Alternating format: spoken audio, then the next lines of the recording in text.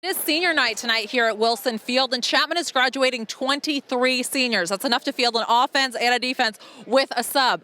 Now, this group of guys has really made an impact on the Chapman football program, and it's definitely been an upward trend since their freshman year, 2011.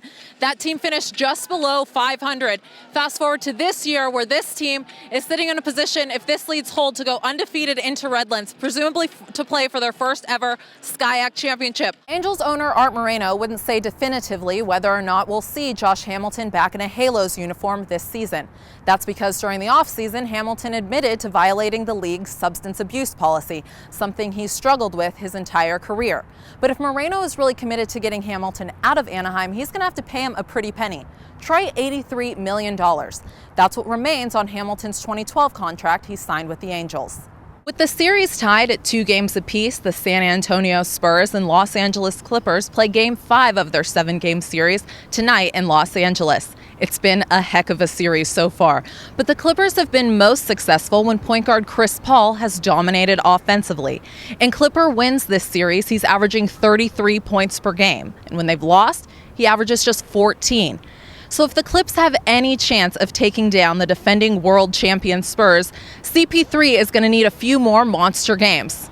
And it starts here tonight. From Lob City, I'm Giuliana Allegrotti. Second half, Kalu tries to make a run. Landikia Pele with a backdoor cut, circus finish, but the Kingsmen couldn't put out the fire. James there knocking down another 3. He finishes the game with 18 points for the Panthers. Colin Zaversnick had 20. Imagine you're the head coach of Hampton University. They're the 16 seed, first round has to play Kentucky. Obviously huge underdogs, but what are you telling your players going into that game if you're the head coach? Nothing to lose. Obviously you guys have a big game next week coming up against Redlands. How do you guys get ready for that? It's going to decide the SCIAC championship. How do you kind of get your mind right for that game? Yeah, I mean, just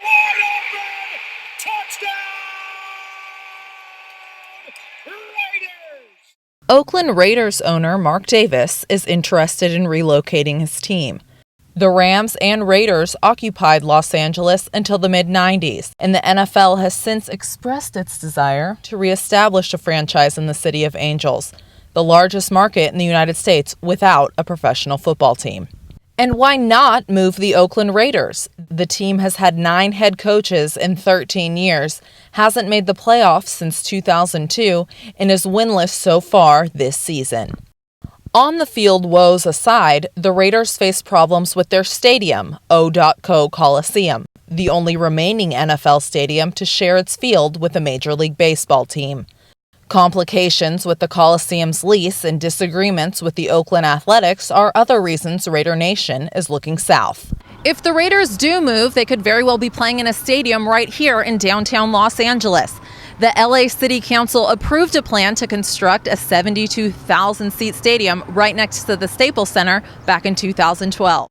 But back in Oakland, new mayor-elect Libby Schaaf wants to keep the Raiders in the East Bay. For the city, for the economic opportunities, and most importantly, for the fans.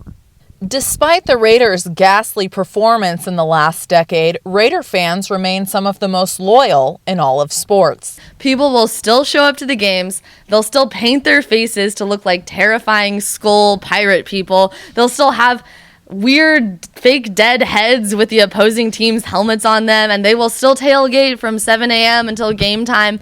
And that's why I like it. I can honestly say we're true fans. When the Raiders season is over in December, the relocation discussion will likely intensify. But for now, the autumn wind blows strongly still in Oakland.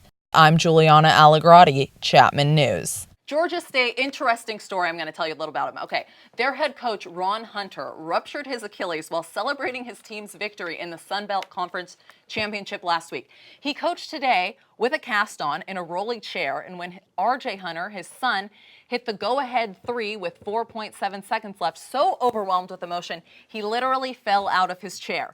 Not sure what I loved more, watching RJ knock down that 3 from way downtown or seeing his dad tip onto the floor. Game 1 of the Western Conference semifinals between the Golden State Warriors and Memphis Grizzlies is officially in the books.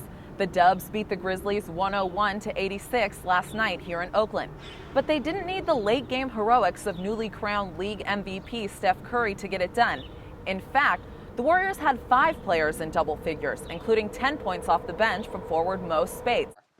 Rob Gronkowski, fresh off ACL surgery this week in Foxborough against the Broncos, makes this ridiculous one-handed catch. That guy is a physical freak. Let's take another look at it. Slow-mo. Gets the bionic arm up there. Wow. Oh, baby.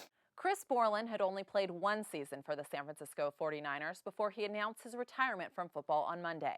Borland is only 24 years old, but fears the long-term cognitive issues he could have after a long career in the National Football League. Now, Borland's premature retirement raises some new questions. Will early retirement become a trend for professional football players? Has a standard been set for guys who get concussions early and often in their career? Should Roger Goodell and the NFL be worried?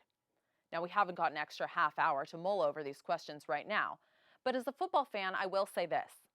So much of our favorite football players' lives will be lived long after their playing days are over. To have that time shortened or their quality of life diminished because of traumatic brain injuries is tragic. I understand Chris Borland's decision, and we should all respect it.